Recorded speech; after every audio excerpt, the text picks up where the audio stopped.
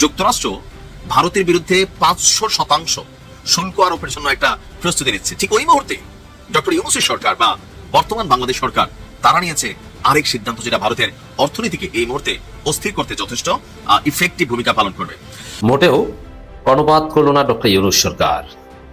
নির্বাচনী প্রক্রিয়ার মধ্যেও ডক্টর ইউনূস সরকার অসাধারণ ঘটনা ঘটাচ্ছে। It's very significant. কিন্তু উই কি পলিটিক্স করিচ্ছে? জিয়ার সৈনিকরা মাঠে নামে, রাজপথে নামে মাত্র 2 ঘন্টার ভিতরে বাংলাদেশ শাসন করে ফেলতে পারবে। আরে জামাত, আপনারা মাঠে আসেন, আপনাদের সাথে খেলার জন্য বিএনপির অঙ্গ সংগঠন, বিএনপির নেতা কর্মী আপনাদের জন্য প্রস্তুত। আপনারা আসেন মাঠে, আমরা আছি, আমরা দেখবো আপনারা কতটুকু খেলতে পারেন। আপনাদের সাথে খেলা হবে 25 তারিখের পরে, আওয়ামী লীগের সাথে খেলা হবে পরে। সময় হলেই দেখতে পারবেন আমরা কি করতে পারি। এবার ভাই এদিকে আসেন, মিচ্ছেন এদিকে আসেন, মেলা দৌড়াইছি ভাই। শেখ হাসিনা ওনার কবরটা কোথায় হবে বলেন? কোথায় হবে? আমি ওনার মৃত্যু কামনা করছি না, শুধু আমি কল্পনা করছি যে উনি দণ্ডপ্রাপ্ত আসামি, ওনার মৃত্যু হয়েছে, ওনার লাশটা যদি কোনো ঠেলেও দেয়, মানে ভারতীয়রা, এই লাশটা রিসিভ করার মতন কেউ নেই। হয়তো সরকারের সহায়তায় তার দূর সম্পর্কের আত্মীয় নিয়ে ওনাকে ওই যে শেখ মুজিবুর রহমানের যেভাবে দাফন হয়েছে সেইভাবেই হবে। আর তা না হলে ভারতেরই ওনার লাশটা দাফন হবে, কবর হবে। যোগসু থেকেই তারেক রহমানের আই হ্যাভ এ প্ল্যান ব্যর্থ। হতাশ বিএনপিকে জামাত শিবিরের অসাধারণ চমৎকার সৃজনশীল জবাব। দর্শক, প্রথমে জবাবটা নিয়ে বলি, তারপরে আই হ্যাভ এ প্ল্যান বলি। দর্শক, সাবেক ক্ষমতাচ্যুত প্রধানমন্ত্রী শেখ হাসিনা তিনি বিভিন্ন সময় সামাজিক যোগাযোগ মাধ্যমে নানা ধরনের কথা বলেন। কথা তার থামানো যায় না। কথা বলতে তিনি ভালোবাসেন, তাই কথা বলেন। তার কথা নানা সময় বাংলাদেশ সরকারের জন্য বিব্রতকর পরিস্থিতির জন্ম দেয়। বাংলাদেশ সরকার থেকে বারবার ভারতীয় সরকারকে অনুরোধ করা হয়েছে যে আপনারা তাকে রাখেন ঠিক আছে, কিন্তু তিনি যেন ভারতে অবস্থান করে বাংলাদেশে কোনো ধরনের উস্কানি না দেন, কোনো ধরনের নাশকতা তার কথার মাধ্যমে যেন তৈরি না হয়। এরই মাঝে বাংলাদেশ সরকার একাধিকবার অভিযোগ করেছে যে শেখ হাসিনা ভারত থেকে নাশকতা তৈরি করছে এবং সেই নাশকতাগুলো বাংলাদেশে বাস্তবায়ন করা হচ্ছে। গতকালকে রাত 9টার সময় ঢাকায় যুব দলের একটা ছেলেকে, নাকি স্বেচ্ছাসেবক দলের একটা ছেলেকে গুলি করে মেরে ফেলাইছে। তারপরে তো টুকটাক হচ্ছেই, কমে নেই কিন্তু, তাই না? তো এনিওয়ে, তারেক রহমান আসার জন্য হয়তোবা আজকে যে রেজাল্টটা আমরা পাইছি, এটা কিছুটা তারেক রহমান ইনফ্লুয়েন্স আছে। তার আগমনে লোকজন খুশি হওয়া, এবং এর জন্য হয়তোবা ডিফারেন্সটা তো কম হয়েছে, ডিফারেন্সটা হয়তো আরো কম। গত সোমবার আপনার একটা বৈঠক হয়েছে। এই বৈঠকে Bangladesh trade and tariff commission Bharat থেকে তুলা এবং সুতা আমদানির বিষয়টিকে পর্যালোচনা করছে এবং একটি শুল্ক আরোপের প্রস্তাব নিয়েও আলোচনা হচ্ছে। ভারতীয় সুতা রপ্তানিকারকদের উদ্ধৃতি দিয়ে হিন্দুস্তান টাইমস আপনার এই তথ্য প্রকাশ করে বলছে যে ভারতীয় শিল্প সংশ্লিষ্টরা বাংলাদেশের ট্রেড রিপোর্টের বরাত দিয়ে জানিয়েছেন যে বাংলাদেশ ভারত থেকে আমদানিকৃত সুতার উপর শুল্ক আরোপ করতে যাচ্ছে বা বিবেচনা করছে। বাংলাদেশ বিশ্বের বৃহত্তম তুলা আমদানিকারী দেশ। যদি এই শুল্ক কার্যকর হয় তবে ভারতের আভ্যন্তরীণ বাজারে তুলার দাম কমে যেতে পারে, যা সরাসরি ভারতের কৃষক সুতা কলগুলোকে ক্ষতিগ্রস্ত করবে। আপনার গত কয়েক সপ্তাহে প্রতিবেশী 2 দেশের মধ্যে সম্পর্কের অবনতি হওয়ায় এই পাল্টাপাল্টি শুল্ক আরোপের একটা খেলা হয়তো শুরু হচ্ছে। প্রতিবেদনে বলা হয়েছে বাংলাদেশ 10 থেকে 20% পর্যন্ত শুল্ক আরোপ করতে পারে। নয়াদিল্লি ভিত্তিক বিশ্লেষক রাহুল চৌহান তিনি হিন্দুস্তান টাইমসকে বলছেন এই পদক্ষেপ ভারতের আভ্যন্তরীণ বাজারে তুলার দামের পুনরুদ্ধারে বাধা দিতে পারে। অর্থাৎ ভারতের কৃষকরাও সিন্ডিকেটের কাছে আটক। বাংলাদেশ যেমন দেখেন না, আপনি খেতে ফসল ফলাচ্ছেন, আপনি যা দাম পাচ্ছেন, আর খুচরা বাজারে গিয়ে সেটা কয়েক গুণ বৃদ্ধি হচ্ছে সিন্ডিকেট। তো এটা নিয়ে ভারতের তুলা যারা উৎপন্নকারী বা তুলা চাষী আছেন তারা আন্দোলন করেছিলেন তুলার দামটাকে আরো বাড়ানোর জন্য। এখন এই মুহূর্তে বাংলাদেশ এই শুল্ক আরোপ করলে তুলা চাষীদের ক্ষতির মুখে পড়তে হবে। 2025 সালের 10 আগস্ট থেকে 31 ডিসেম্বর পর্যন্ত ভারতের শুল্কমুক্ত আমদানির কারণে আভ্যন্তরীণ বাজারে তুলার দাম ব্যাপকভাবে কমে গিয়েছিল। প্রতিবেদনে আরো যুক্ত করা হয়েছে যে দুর্বল দ্বিপাক্ষিক সম্পর্কের কারণে 2 দেশের বাণিজ্য আরো ক্ষতিগ্রস্ত হবে। গ্লোবাল ট্রেড রিসার্চ ইনস্টিটিউশনের মতে 2025 সালের মে মাসের এক বিশ্লেষণ অনুযায়ী বাংলাদেশের প্রায় 47 কোটি মার্কিন ডলার মূল্যের পণ্য বা ভারতে বাংলাদেশের মোট রপ্তানির 40%-এরও বেশি ক্ষতিগ্রস্ত হতে পারে। এখন ভারত আমাদের কাছে না বিক্রি করলে অন্যদের কাছে করবে, আমরা ভারত থেকে না কিনলে অন্যদিক থেকে কিনবো, কারণ আমাদেরও চাহিদা আছে, ভারতের ইন্টারন্যাশনাল বাজার আছে, এখানে বড় ধরনের ধাক্কা ওইভাবে কারোর হবে না। কিন্তু ক্ষতিগ্রস্তটা হবে যারা একদম প্রান্তিক পর্যায়ের কৃষক 2 দেশেরই। বাংলাদেশ যা ভারতে এক্সপোর্ট করে তো সেখানে বাংলাদেশের কৃষকরা ক্ষতিগ্রস্ত হবে, আর ভারতের কৃষকরা বাংলাদেশে ইম্পোর্ট করে। তবে ব্যবসা বাণিজ্যের হিসাব করলে ভারতের একটা বড় মার্কেট হচ্ছে বাংলাদেশ, শুধুমাত্র একদিকে না, বিভিন্ন খাতে ভারতের একটা বড় বিনিয়োগ বা ভারতের একটা বড় ব্যবসা বাংলাদেশ থেকে যায় বা রেভিনিউ তারা আয় করে। এখন সরকারের এই পাল্টাপাল্টি কড়াকড়ি আরোপে আমার মন্তব্য কি যদি জিজ্ঞেস করেন, আমি মনে করি ঠিক আছে। এখন আমি কেন মনে করলাম ঠিক আছে, দেখেন ভারতের সাথে আমাদের যে বন্ধুত্বের সম্পর্কের জায়গাটা সেটা এক জিনিস, কিন্তু ব্যবসা বাণিজ্যে বিগত সরকারের সময় অনেক বেশি সুবিধা দেওয়া হয়েছিল, যার কারণে ভারত মনে করতো আমরা তো পাবোই, আমাদেরকে দিতেই হবে। বিষয়টা এরকম না। আলোচনা করে দুই দেশ বসবে যে আমার দেশের কয়টা পণ্য ভারতে গেলে অতিরিক্ত শুল্ক দিতে হয়। ট্রাম্প খেপছে কেন যে তোমরা গরিব দেশগুলো আমার দেশে মাগনা মাগনা ঢুকাইবা, আর আমার দেশের মাল তোমার দেশে গেলে তুমি 100 টাকা নিবা, এটা তো আমি মানবো না। তো তদ্রুপ বাংলাদেশের মাল ভারতে ঢুকলে কিভাবে ঢুকে, ভারতের মাল ঠিক একইভাবে বাংলাদেশে ঢুকতে হবে। যদি ভারত আমাদেরকে ফ্রি ঢুকতে দেয়, আমরা ফ্রি ঢুকতে দিব। যদি ভারত সেখানে শুল্ক বসায় 5 টাকা, আমরাও 5 টাকা বসাবো। সেম টু সেম থাকতে হবে। সেটা 19 বিষয় হতে পারে, প্রোডাক্ট এমন বিভিন্ন বিষয়, কিন্তু এই সমতাটা থাকা জরুরি। বন্ধুত্ব থাকবে বলে আমি যে শুধু দেবো আর আপনি নিবেন, এটা কিন্তু হইতে পারে না। সম্পর্ক হবে ভালোবাসার, তবে ন্যায্যতার ভিত্তিতে। ভালো থাকুন, আসসালামু আলাইকুম। দর্শক, প্রথমে আসি যে বিএনপি প্রস্তাব কি ছিল। বিএনপি একবার প্রফেসর ইউনূসের সাথে শিডিউল নিয়ে সাক্ষাৎ করে, প্রফেসর ইউনূস ডাকেননি, বিএনপি নিজেদের উদ্যোগে শিডিউল নিয়ে, তাও শিডিউল পেতে কয়েকদিন সময় লেগেছে, মির্জা ফখরুল, আমির খসরু, সালাউদ্দিন সহ বেশ কয়েকজন একদম হেভিওয়েট বিএনপি নেতারা ইউনূসের দরবারে উপস্থিত হয়েছে। উপস্থিত হয়ে বলেছিলেন যে স্যার, এই যে অন্তর্বর্তীকালীন সরকার, এটাকে তত্ত্বাবধায়কের রূপ নিতে হবে, এবং এই অন্তর্বর্তীকালীন সরকার এটা তো কোনো সংবিধানে নেই, অতএব নির্বাচন তত্ত্বাবধায়ক সরকার, অন্তর্বর্তীকালীন সরকার তত্ত্বাবধায়ক সরকারের রূপ নিতে হবে। সরকার বলছে না, ইটস নট পসিবল। তারপর বলছে ঠিক আছে, তত্ত্বাবধায়ক সরকার রূপ নেওয়ার দরকার নেই, অন্তর্বর্তীকালীন সরকারই থাক, কিন্তু তত্ত্বাবধায়ক মুডে ট্রান্সফার করেন। এটা ছিল প্রস্তাব বিএনপির। এটা আমির খসরু মাহমুদ চৌধুরী সেই বৈঠক থেকে বের হয়ে এছাড়া বিভিন্ন প্রোগ্রামে বলেছিলেন যে এই সরকারকে তত্ত্বাবধায়ক মুডে রূপ নিতে হবে। এই মুড শব্দটা বলেছিল, এর মানে এটার অর্থ কি ছিল আমরা তখন ব্যাখ্যা করেছিলাম, আবার করছি প্রসঙ্গক্রমে, যে অন্তর্বর্তীকালীন সরকার তখন আবার বিএনপি ওই সেটআপ দিতে পারেনি, প্রশাসনিক সেটআপ এখন যেরকম বিএনপি নিজেদের মনের মতো করে দিয়েছে, তখন সেটা দিতে পারেনি। এখন এই মন্ত্রী পরিষদ সচিব সব নিজেদের মতো করে বসিয়েছে, এখন দালালি রিওয়ার্ড দিচ্ছে, পুরস্কার দিচ্ছে। কিন্তু তখন বিএনপির মধ্যে একটা আতঙ্ক ছিল, তারেক রহমান নেই, আসতে পারবেন কিনা সন্দেহ, এবং ভারত কোনো গ্রিন সিগন্যাল তারেক রহমানকে দেয়নি, চারদিক অন্ধকার, দেশে ভোট নাই, ভারতের গ্রিন সিগন্যাল নাই, সরকারকে ম্যানেজ করতে পারেনি, কি একটা অবস্থা। তখনকার সময় বিএনপির প্রস্তাব ছিল যে এই সরকার নিরপেক্ষ নয়, নিরপেক্ষ তত্ত্বাবধায়ক মুডে যেতে হবে, সরকার এটাই থাকবে। বিএনপি প্রথমে চেয়েছিল যে ওই যে তত্ত্বাবধায়ক সরকার রায় ফিরে এসেছে, রায় হওয়ার পর সাথে সাথে বাস্তবায়ন করা, কিন্তু শিশির মনিরে তো ওটা ফিরিয়ে দিয়েছে। শিশির মনির তৎপরতার কারণে রায় হয়েছে বা অবজারভেশন বা এটাই প্রতিষ্ঠিত হয়েছে যে এবার নয়, আগামী নির্বাচন থেকে তত্ত্বাবধায়ক সরকার কার্যকর, এবার এই অন্তর্বর্তীকালীন সরকার অধীনে নির্বাচন। বিএনপির খায় সেখানে গেছে, বিএনপি খায় ছিল এটা, তবে এই জন্য তারা চেষ্টাও করেছিল। এমনকি বিএনপির কনসেন্ট নিয়ে সেনাপ্রধান ওই জন্য দৌড়ঝাঁপ করেছিল, সদ্য সাবেক প্রধান বিচারপতিকে তত্ত্বাবধায়ক সরকারের প্রধান বানানোর প্রস্তাব দিয়েছিল। এগুলো আমরা সব জানি, আপনাদের জানিয়েছিলাম, কিন্তু সদ্য সাবেক প্রধান বিচারপতি অসাধারণ সৎ লোক, তিনি উল্টাপাল্টা কিছু মানেন। এই সরকারকে হটানোর এরকম চেষ্টা বিএনপি করেছিল, এবং এই চেষ্টার কারণে বিএনপির কয়েকজন নেতাকে দেশ থেকে নিষেধাজ্ঞাও দেওয়া হয়েছে, যদিও গ্রেপ্তার করা হয়নি, পরিস্থিতি ঘোলাটে হবে এই জন্য, কিন্তু তাদের বিদেশ যাত্রা নিষেধাজ্ঞা, একজনকে এয়ারপোর্ট থেকে ফিরিয়ে দেওয়া হয়েছে, এটা আমরা সবাই জানি। বিএনপি তত্ত্বাবধায়ক সরকার কায়েম করার যে স্বপ্ন নিজেদের মতো করে পারেনি, তবে তারা এই সরকারকেই নিজেদের মতো করে সাজিয়েছে অনেকটা, বিশেষ করে প্রশাসন দখল করেছে, সাজিয়েছে। এই জায়গায় তারা সফল ডেফিনেটলি, কিন্তু এই জায়গাও ব্যর্থ করা হবে তাদের। কিন্তু ইউনূসের কাছে প্রস্তাব ছিল, স্যার আপনার অন্তর্বর্তীকালীন সরকার এটাকে আপনি তত্ত্বাবধায়ক রূপে ট্রান্সফার করেন, তত্ত্বাবধায়ক মুডে ট্রান্সফার করেন, কিন্তু না, ইউনূস একটু কর্ণপাত করলেন না। এবার আসি তত্ত্বাবধায়ক সরকার মুডটা কি। মুড হচ্ছে যে সরকার এটি থাকবে, কিন্তু তফসিল ঘোষণার সাথে সাথে, এই শব্দটা বলেছিল বিএনপি, তফসিল ঘোষণার সাথে সাথে এই সরকারকে তত্ত্বাবধায়ক রূপে মুডে যেতে হবে। এর অর্থ হচ্ছে যে তফসিল ঘোষণা করার পর শিডিউল কাজ ছাড়া, এর মানে দৈনন্দিন কিছু রুটিন ওয়ার্ক ছাড়া অন্য কোনো কাজ এই সরকার করতে পারবে না। কোনো সংস্কার, কোনো অধ্যাদেশ, কোনো আইন অথবা কোনো বিচারের বড় কোনো কাজ কিছুই করতে পারবে না।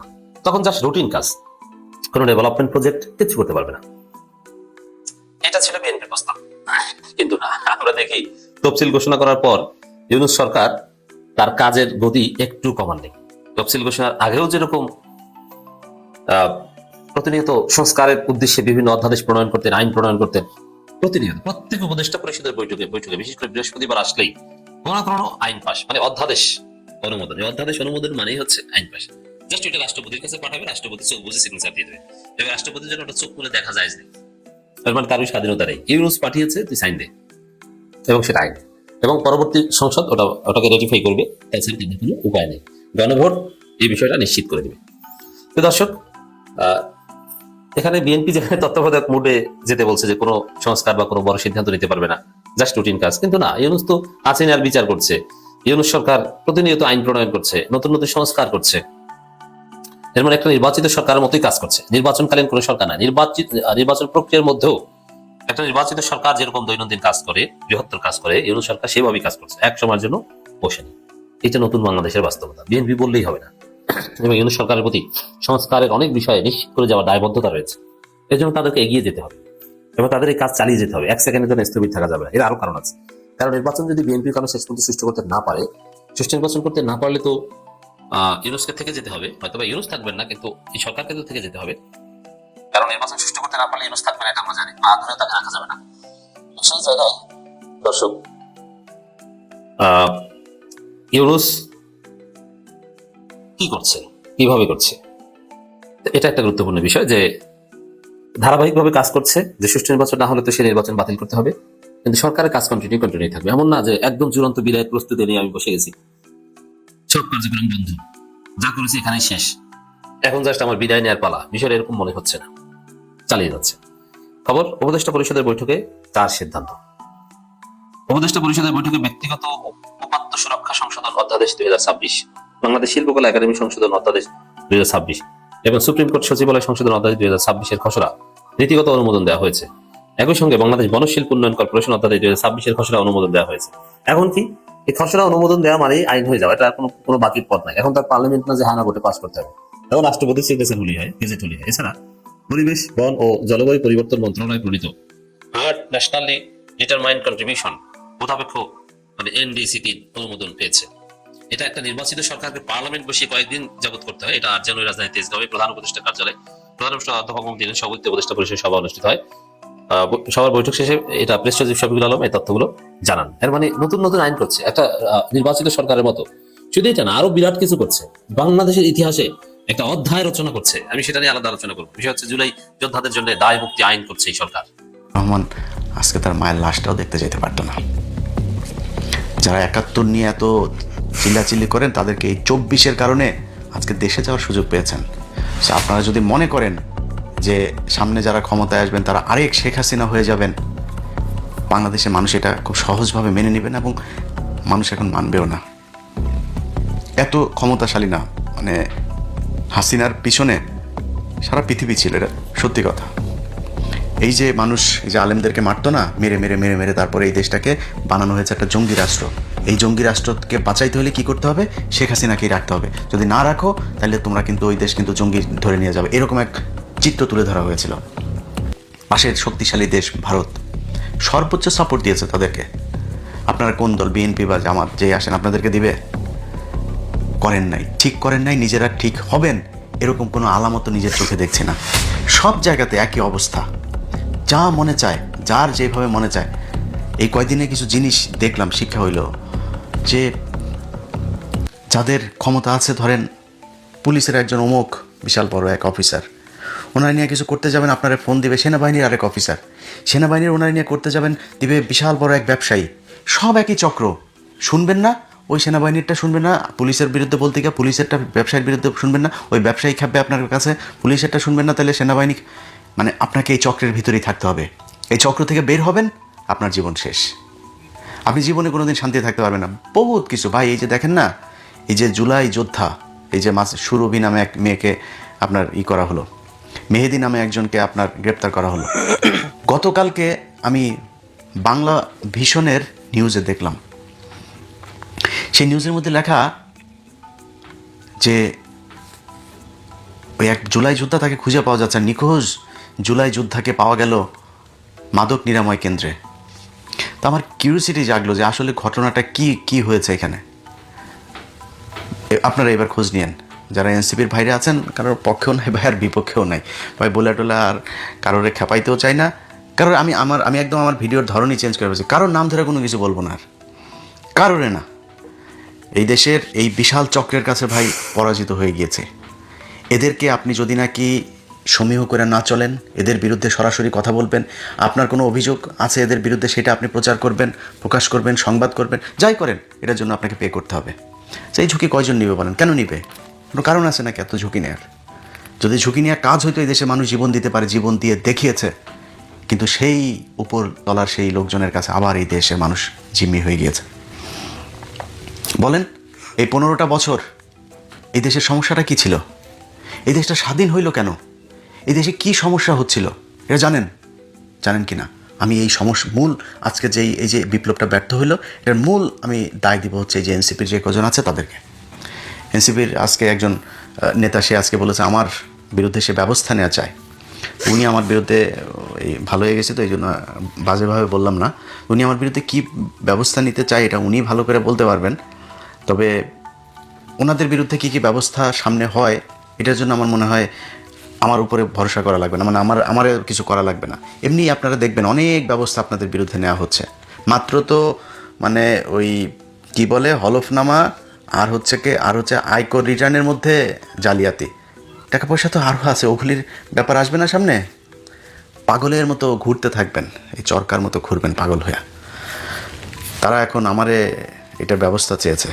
ব্যাপারটা আমার বিরুদ্ধে ব্যবস্থা না চায়া মনে করেন আমি সরকারের সমালোচনা করেছি, বা ধরেন প্রথম আলো ডেইলি স্টারের ঘটনায় উস্কানি দেওয়ার কারণে নাকি আমার বাংলা এডিশন বন্ধ করা হয়েছে, ফেসবুক ডাউন করা হয়েছে, ইউটিউব ডাউন করা হয়েছে। বুঝলাম আপনি ডাউন করলেন, যদি এটা সত্যি হয়। তো শেখ হাসিনার এই যে বাংলাদেশ আওয়ামী লীগ, বাংলাদেশ ছাত্রলীগ, সব কটা পেজ, ওদের নেতা যারা আছে, এই যে আরাফাত সহ ওবায়দুল কাদের, সবার পেজ বাংলাদেশ থেকে দেখা যায়। সার্চ দেন, দেখা যায় কিনা। সেখানে কি বলে, পুরো বাংলাদেশকে তারা ইটি করে দিতে বলে না, টার্গেট করে কাদের নাম বলে না, কি করতে হবে এগুলি বলে না। আমি এমনি ফেসবুক ইউটিউবে বহুত ইয়েতে আছে যেখানে কথাবার্তা একটু সেন্সর করে বলছি আর কি কি বলে না শেখ হাসিনা। শোনেন না আপনারা কি করতে বলে, ধরে কি করতে বলে শোনেন। তো তাদের পেজ আর ইউটিউব চ্যানেল কেন বন্ধ হয় না? সমস্যাটা হচ্ছে আপনি ওইসব নিয়ে যা মন চায় বলেন, রাষ্ট্র নিয়ে যা মনে চায় বলেন, আপনি ব্যক্তি যে দুর্নীতি করছে তারা নিয়ে আপনি কিছু বলতে পারবেন না। এখন হাসিনার কথা তো কেউ শুনবে না, হাসিনার কথার বাংলাদেশে কোনো ইয়েও হয় না, কার্যকারিতাও নাই, ওইটারে নিয়ে কোনো পাত্তাও দেয় না, ওইটারে নিয়ে কিছু না করলেও সমস্যা। কারণ আমরা যেটা বলি এটার তো মানে আবার মানুষের কাছে তো মূল্যায়ন আছে, মানুষ তো সেটা শোনে, মানুষ সেটার উপরে পদক্ষেপ চায়। এখন আমরা বললে সমস্যা, যে কারণে আমাদের কথা শোনা যাবে না। তো যেই এনসিপির যেই নেতারা আজকে আমাদের ব্যাপারে কথা বলছেন, আপনাদেরকে অনেক সময় দেওয়া হয়েছে ভাই। আপনাদের প্রতি আমি যে পরিমাণে ধৈর্য দেখিয়েছি, এত ধৈর্য কারোরে দেখায়নি। কারণ কি, আপনারা এই 5ই আগস্টের মহানায়ক, এখন মহাখলনায়ক, এই মহানায়কদেরকে আমরা তাদের চুরি চোরটামি যা আছে সব কিছু আমরা সেন্সর করেছি, যে যাক এটা অন্তত হয়ে যায়। প্রথম দিকে আপনাদের মনে আছে না, দেশের সর্বোচ্চ আদালতের বিচারক 2 ঘন্টার নোটিশে বলল সব রাজুতে আয়, রাজুতে গেল, 2 ঘন্টার নোটিশে সব বিচারকদের করে দেওয়া হলো। আমি ওটা বিরোধিতা না, ওইটাই করা উচিত ছিল। আওয়ামী লীগ যেটা বলে ওদের ক্ষমতা থেকে গেলে পরের দিন কি করতে হইতো, ওইটা করা উচিত ছিল। এটা করেন নাই বলে আজকে এই সমস্যা। আপনি একটা ঘরের ভেতরে ঢুকেছেন সাপ মারার জন্য, সেই সাপ আপনি ঘরের ভেতর দেখছেন, রেখে দিয়েছেন, তার নামের ওইভাবে যে তার গর্তের ভেতর, তো গর্ত থেকে রাতে বের হয়ে আপনাকে কামড় দিবে। এই হুঁশটুকু আপনাদের হওয়া উচিত ছিল, আপনারা করেন নাই। 5 তারিখের পরপর কিছু নেতা আপনার বিশাল আকারে আওয়ামী বিরোধী মুজিবের ছবি টবি করে হঠাৎ করে চুপ, মানে 1 মাসের মধ্যে সব চুপ। কেন চুপ হয়ে গেল? কারণ ওই যে ওদের মাথায় ঢুকানো হয়েছে যে বাবা এই যে সবাই দেখো কিভাবে চলছে, কিছু টাকা পয়সা লাগবে, টাকা পয়সা কামাই, এইসব বন্ধ করো।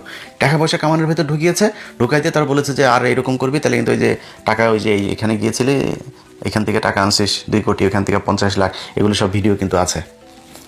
একদম চুপ করাই দিল। চুপ করাই দিয়ে তারপরে তাদেরকে দিয়ে শুরু করালো, সুশীল বানায় ফেললো হাসনাতকে।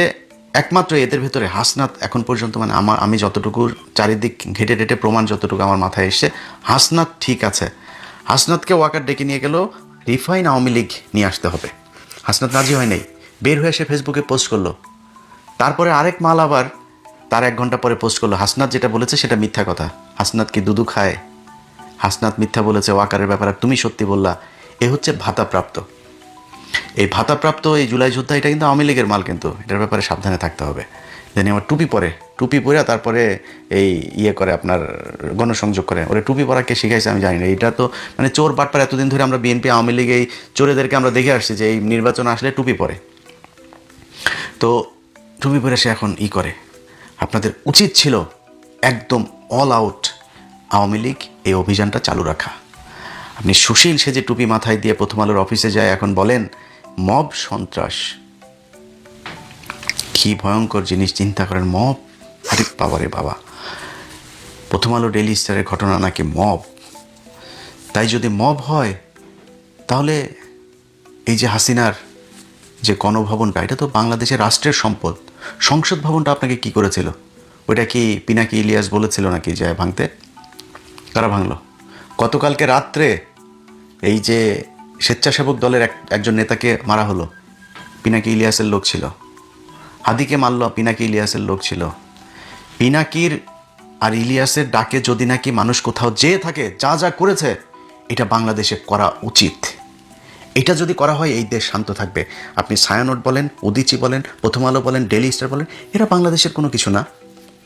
এরা ভারতীয় গোয়েন্দা সংস্থার প্রতিষ্ঠান, বাংলাদেশের বিরুদ্ধে সবসময় কাজ করে। আমরা তো বলি নাই যে যমুনা ভাঙেন, বসুন্ধরা ভাঙেন, মেঘনা ভাঙেন, আমরা তো বলি নাই। বলেছি নাকি? কেন বলিনি? কারণ ওইটা সমস্যা না। ওই সমস্যা আপনি বাংলাদেশের সব ব্যবসায়ীর একই সমস্যা, কিন্তু এগুলো সমস্যা। বাংলাদেশে আর টিভি, পত্রিকা, চ্যানেল আর কিছু নাই, এদের বিরুদ্ধে কেন বলে? কারণ আছে তো। এই জিনিস আপনারাও জানেন, আমরাও জানি, বাংলাদেশের মানুষ সবাই জানে। আপনারা এখন আমাদেরকে নতুন করে জানাইতে যাচ্ছেন এটা বাংলাদেশের গণমাধ্যম। গণমাধ্যমকে কিছু বলা যাবে না। গণমাধ্যম আপনারা ভেঙেছেন, ৭১ টেলিভিশন, আপনারা সময় টিভি ভাঙচুর করেছেন, আপনারা গাজী টিভি ভাঙচুর করেছেন, আপনারা করেছেন। তখন কোথায় ছিল? সময় পার হয়ে গিয়েছে। সেই সময় পার করে আপনারা এখন সুশীল সেজে এগুলোকে মব বানিয়েছেন যেদিন থেকে, সেদিন থেকে সেটা মারা শেষ। এই দেশের পরিবর্তনের যেই স্বপ্ন এই দেশের মানুষ দেখেছিল, ওই স্বপ্ন ওই দিনই শেষ হয়ে গিয়েছে, যেদিন আপনারা রেকগনাইজ করেছেন যে এটা হচ্ছে মবতন্ত্র। কিসের মবতন্ত্র? এটা বিপ্লব। এই বিপ্লবকে আপনারা অস্বীকার করেছেন, অতএব আপনার অস্তিত্ব বিলীন হয়ে যাবে, আমি বলে দিলাম। এই জুলাইকে যারা ইস্টাবলিশ করতে পারেনি তাদেরকে ৭১-এ ফিরে যেতে হবে। ৭১-এ ফিরে গেলে কি হবে? ৭১ আওয়ামী লীগের। এই ৫০ বছরে তারা এমনভাবে ইতিহাসকে আপনার টেম্পারিং করেছে, এটারে করাপ্ট করতে করতে করতে করতে করতে করতে এটা তার কিছু নাই, এটা শুধুই আওয়ামী লীগের এক ইতিহাস। এই ইতিহাসে জিয়াউর রহমান রাজাকার, এই ইতিহাসে খালেদা জিয়ার সাথে জাঞ্জুয়ার ঘটনা বানিয়েছে। এই ইতিহাসের যদি নাকি আপনি মেনে যদি বাংলাদেশকে রাখতে চান, তাহলে শেখ হাসিনা ছাড়া, ৭২-এর সংবিধান ছাড়া আর বাংলাদেশে কোনো কিছু। শেখ হাসিনা যদি থাকতো তাহলে তারেক রহমান আজকে তার মায়ের লাশটাও দেখতে যেতে পারতো না। যারা ৭১ নিয়ে এত চিল্লাচিল্লি করেন, তাদেরকে এই ২৪-এর কারণে আজকে দেশে যাওয়ার সুযোগ পেয়েছেন।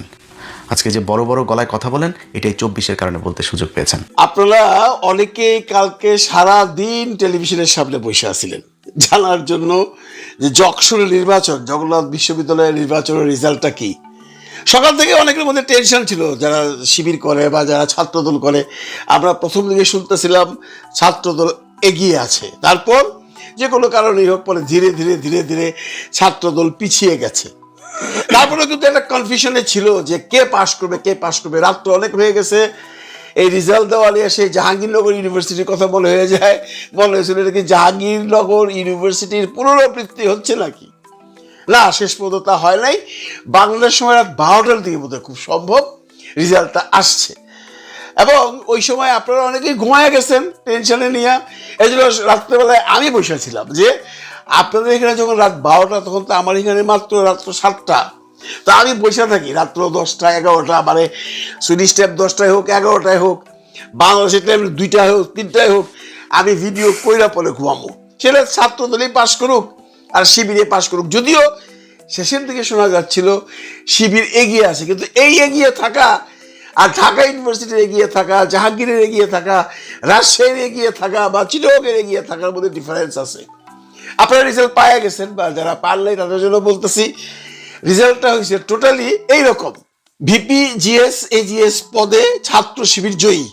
ভিপি রিয়াজুল ইসলাম পেয়েছে প্রাপ্ত ভোট ৫,৫৫৮, আর তার নিকটতম প্রতিদ্বন্দ্বী ছাত্র দলের যিনি দাঁড়িয়েছিলেন সে কিন্তু খুব একটা বেশি ভোটে হারে নাই। এই ৯০০ থেকে আর ৯৫০ থেকে ১,০০০-এর মধ্যে, ১,০০০ না ৯০০ প্লাস। মানে অসম্ভব কম্পিটিশন হয়েছে। তারপরে আব্দুল আলিম আরিফ জিএস হিসাবে মনোনীত হয়েছে, তার ভোটের সংখ্যা হইল ৫,৪৭০। এজিএস মাসুদ রানা, তার প্রাপ্ত ভোট ৫,০০২। এর ভালো রেজাল্ট, কারণ যেভাবে আগে ছাত্র দল হারছে সেইভাবে হারে নাই।